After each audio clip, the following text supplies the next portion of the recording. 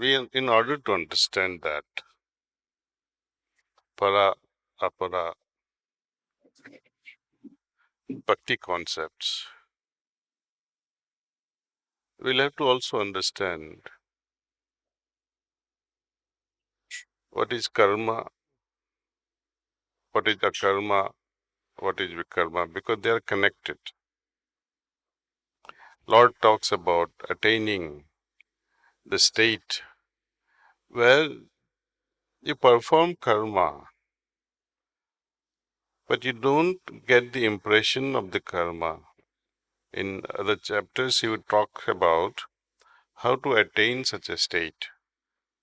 He also talks about by giving indirect example of lotus leaf living in a dirty pond, unimpressed by its surrounding. These are the goals. He says arrive at a state of akarma. Arrive at a state like lotus leaf. He also gives, these are the goals he talks about. Apara bhakti. It's a goal. How to arrive at it? See, these three things are connected, very closely connected. Interwoven rather. He gives various examples. Only way we can arrive at that state is the advice that he gave to Arjuna. And that recollect that advice and still knowing that advice, having that knowledge of what he said, we still remain unfulfilled. Knowledge is there, arrive at akarma. Knowledge is there, attain apara. Knowledge is there, become like lotus leaf. How to? That also he gives the example. When after giving the darshana to Arjun, when he is not able to understand anything, and allows him this Vishwarup darshan, look who I am, and shows all what what has already happened, and he is merely becoming an instrument. Anyway, he is so frightened at that moment. My lord, I am not able to see your real form. Please come back to that friendly form.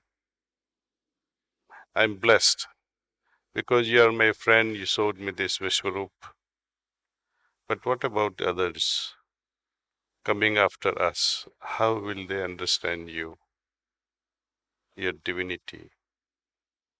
People coming 10,000 years later, 5,000 years later, 100,000 years later, how will they know your divinity?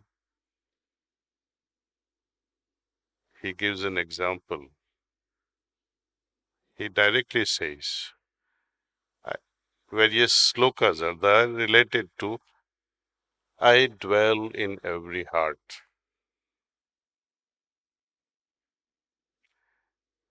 So, hridayame pashyasi, experience myself in your heart. Right? This is knowledge. Even if you have the knowledge from the books, how will you experience that divinity in your heart? Question always remains. You have attained the jnana, you have completed the whole book, yet we respectfully create a beautiful murti of Lord Krishna with Radhaji. I also have it. I am not against it. Unfortunately, we remain superficially satisfied by adoring, by remembering, by worshipping. It remained a mere ritual. How to experience Krishna consciousness in my heart? For an argument's sake, in order to experience anything, can I touch an experience? It's only touch. Even when five senses combine together, imagine Arjuna himself was frightened seeing that. You will tremble.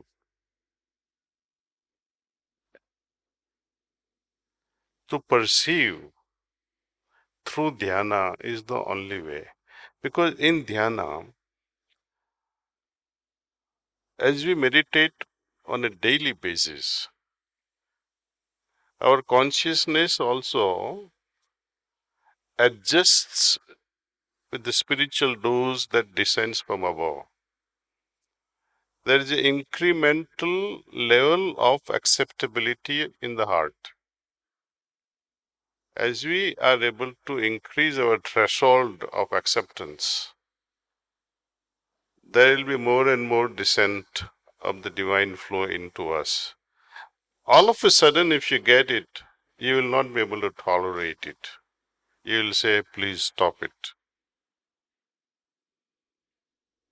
So we have to increase our capacities. It's like, I was like yourself, I was also a pharmacist.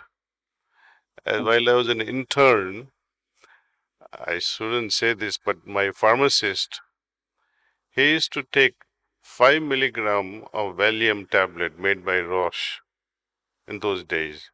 There was no generic then. Generic came much later. Diazepam 5 milligrams. He would, moment he enters the pharmacy, he would take 5 milligram diazepam. After lunch, he'll have another 5 milligram. Before he goes home, he would have another 5 milligram. And in between, if his wife calls and disturbs him, he'll have one. So, but if a person like you or me take even 1 milligram of diazepam, you cannot stand on your legs. If such is the case, with mere molecules, imagine you're talking about divine grace that is descending. So we have to meditate daily with love, experience so that we can become more, so to say, tolerant. It's like increasing weight capabilities, weight lifting capabilities. I can increase. Today I lift 5 kilos, tomorrow 6 kilos. I try to lift 100 kilos, it may not happen. And even if I try to and I'm successful, I'll hurt my back. We don't want to create wrinkles in our consciousness. I should not force myself and say, oh, I experience Krishna consciousness, but I'm getting a headache. But you're not used to that level of purity. See, in order for me to resonate with Krishna consciousness, my consciousness should also resonate in same sync with the same sync, same frequency. But with the impurities that I have, the complexities I carry within myself, my frequency will be only grosser. It's just like oil and water. Can they mix? They can't mix. Earlier, I was talking to Dr. Gopal and gave the example of raindrops falling in the ocean. They can merge. Imagine Emoco's oil floating in the water. It has happened, no? It floats forever. So, one can remember the Lord, but you are still like oil and water. When even the remembrance drops, when the separation doesn't even exist between myself and Him, I become Him. It's like you must have seen the images, visual graphics made by our elders are so powerful. I share with you a story of Mother Radha and Lord Krishna. I don't know how to express it exactly, but this is how it goes. She was in remembrance of the Lord with intensity, and she was reciting his name, Krishna, Krishna, Krishna. And time came, she started reciting Radhe, Radhe, Radhe. Because she, in remembering him, became him, and he started reciting Radha. There's another visual photographs, I call it visual graphical message, where Radha is looking at herself in a pond. Instead of seeing her image, she is seeing Krishna's image.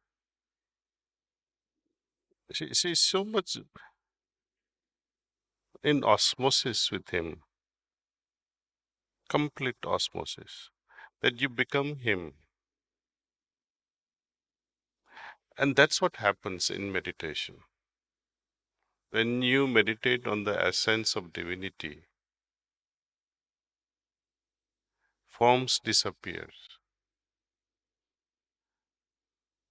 Even if Lord Krishna comes or Lord Jesus comes or Prophet comes or Buddha comes, how many could understand him or any of them?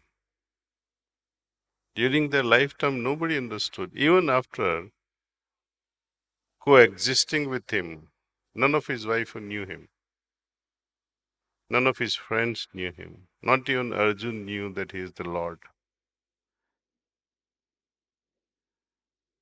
Right? So it, with original form, even while after speaking so many words, no one could understand. Words directly coming from him, form of Lord Krishna that you see, and yet you fail to understand. Now let me ask you a question. You create a statue. That's not original. Nothing comes closer to his original form. If the real could not change human beings, how would the copies change the human beings?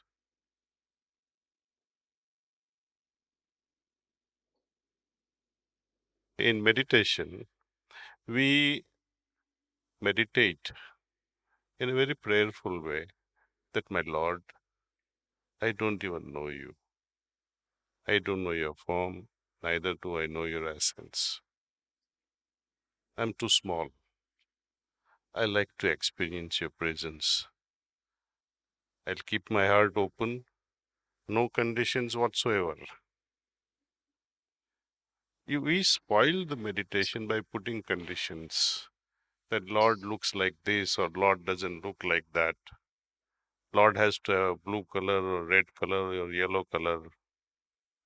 Drop all those ideas and sit with an innocent heart and say, Lord, I really, I don't know you. Please help me understand your essence.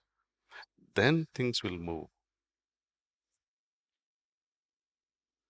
And that's what we do with meditation in heartfulness way. First, abolish all the ideas of godliness. Start a fresh slate. Receive His grace, His transmission, and little by little increase your tolerance to accept that level of purity by becoming purer and purer on an incremental basis every single day. Then we can target to attain that consciousness in this lifetime.